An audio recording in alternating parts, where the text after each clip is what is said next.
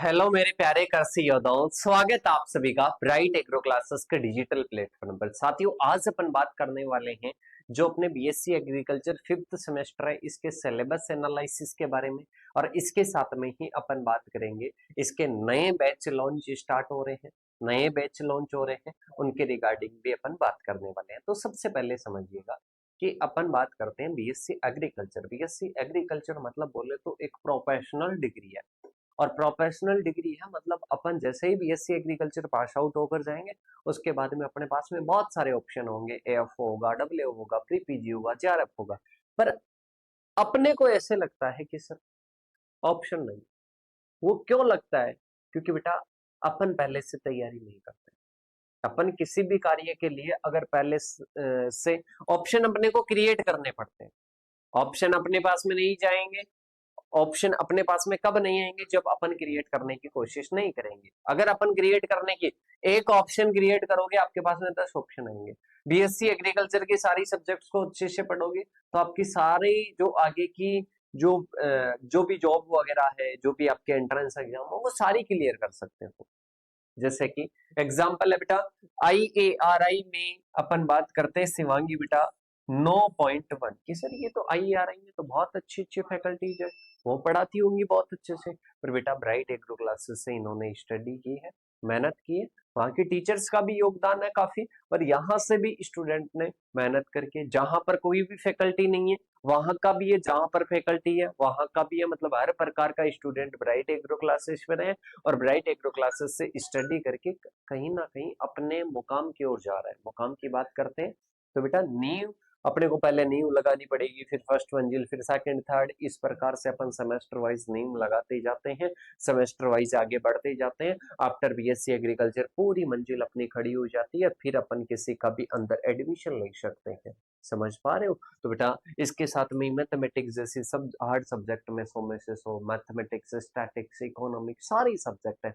अगर किसी के बेक रह गई है तो डिग्री को आगे मत बढ़ाना, मेरी रिक्वेस्ट रहेगी अभी से क्लियर करने पर फोकस रखना।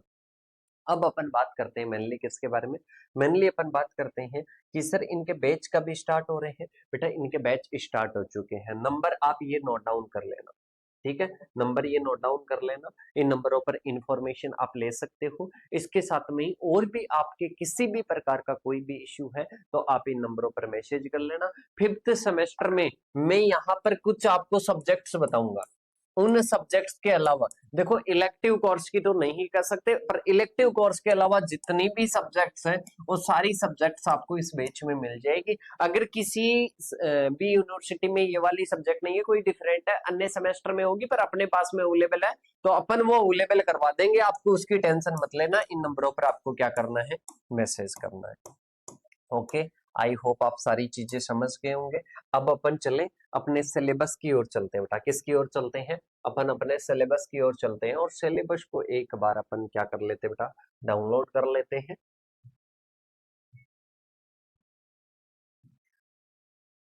देखिएगा, देखिएगा, बात करते हैं अपन किसके बारे में बेटा, अपन बात करते हैं अपने सिलेबस के बारे में। और सिलेबस में सबसे पहली अपनी सब्जेक्ट आती है एपिडेमियोलॉजी, और इसके साथ में इंटीग्रेटेड बाइलिंगुअल मिलेगा आपको, बहुत मीडियम का मिलेगा, हिंदी मीडियम का भी मिलेगा और इंग्लिश मीडियम का भी मिलेगा। अब देखिएगा, इसमें सबसे पहली अपनी सब्जेक्ट है एपिडेमियोलॉजी और इंटीग्रेटेड डिजीज मैनेजमेंट की। सर हमारे पास में जो सब्जेक्ट है वो क्या है? इंटीग्रेटेड डिजीज मैनेजमेंट ही है, एपिडेमियोलॉजी नहीं है। तो बिल्कुल भी घबराने की जरूरत नहीं है। आपको जो आईडीएम है वो आईडीएम भी अलग से मिल जाएगा, ठीक है?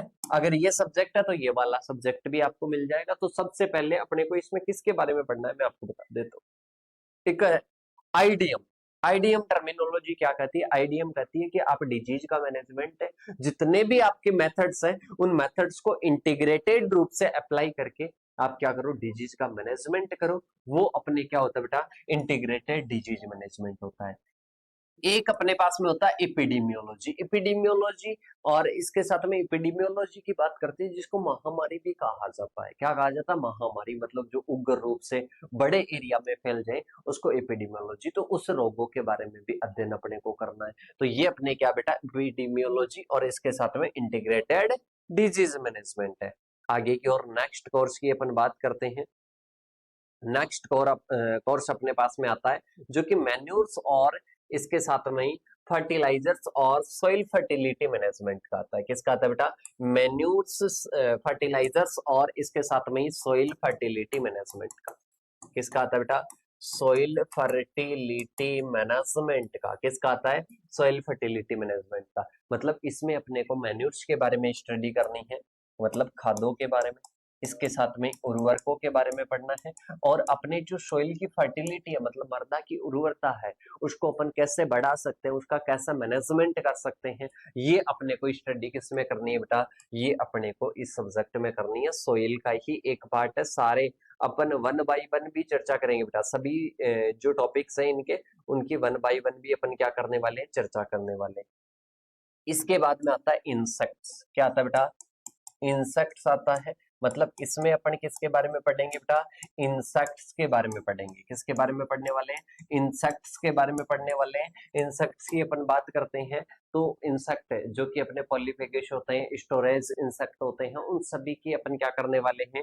चर्चा करने वाले। उन सभी की अपन चर्चा करने वाले हैं। एंटोमोलॉजी का ये कोर्स रहने वाला है। बहुत ही बढ़िया, बहुत ही शानदार कोर्स आपका ये है। ठीक है, इसके बाद में चलते हैं बेटा आगे की ओर। आगे अपने पास में आता है नेक्स्ट, और नेक्स्ट अपने पास में कौन सा आएगा बेटा? नेक्स्ट अपने पास में आ जाएगा disease of field and horticulture crops and there management. मतलब अपने को किसके बारे में पढ़ना है? अपने को डिजीज फील्ड की और जो हॉर्टिकल्चर क्रॉप्स की जो डिजीज है उनके बारे में अपने को क्या करना है? स्टडी करनी है। मतलब इसमें अपन अध्ययन किसके बारे में करेंगे बेटा? डिजीज। जो डिजीज अपने फील्ड में और जो हॉर्टिकल्चर क्रॉप्स में है ना, उनका मैनेजमेंट वगैरह अपन किस में पढ़ेंगे बेटा? पैथोलॉजी में पढ़ेंगे। इसके बाद में अपने पास में आता है नेक्स्ट कोर्स अपने पास में आता है क्रॉप इंप्रूवमेंट। क्रॉप इंप्रूवमेंट की बात करते हैं, जो खरीफ की फसलें हैं अपन 6 सेमेस्टर में पढ़ेंगे, रबी की फसलों में कैसे क्रॉप इंप्रूवमेंट कर सकते हैं। और इसमें अपन पढ़ेंगे जो खरीफ की फसलें हैं उनमें अपन क्रॉप का इंप्रूवमेंट किस प्रकार से कर सकते हैं, ये अपने को पढ़ना। अलग अलग प्रकार की अपनी सीरियल्स है, सभी क्रॉप्स है, उन क्रॉप्स में अपन किस प्रकार से इंप्रूवमेंट कर सकते हैं, ये अपने को स्टडी करनी है क्रॉप इंप्रूवमेंट सब्जेक्ट में। किसमें करनी है बेटा? Crop improvement, crop improvement subject में अपने को स्टडी करनी है। इसके बाद में अपन चलते हैं बेटा आगे की ओर। आगे अपने पास में आता है नेक्स्ट बेच अपने पास में आता है बेटा entrepreneurship development and business communication. मतलब अपन बात करते हैं जो अपने एंटरप्रेन्योरशिप का मतलब क्या होता है बेटा? एंटरप्रेन्योर होता है, एंटरप्रेन्योरशिप होता है, बिजनेसमैन होता है, इसके साथ में मैनेजर होता है। इन सभी के बारे में अपने अंतर वगैरह सारी चीजें अपन पढ़ेंगे। पर एंटरप्रेन्योरशिप की बात करते हैं, कैसे उद्यमिता का विकास हो सकता है। और इसके साथ में बिजनेस कम्युनिकेशन, बिजनेस के लिए कम्युनिकेशन बहुत ज्यादा जरूरी है।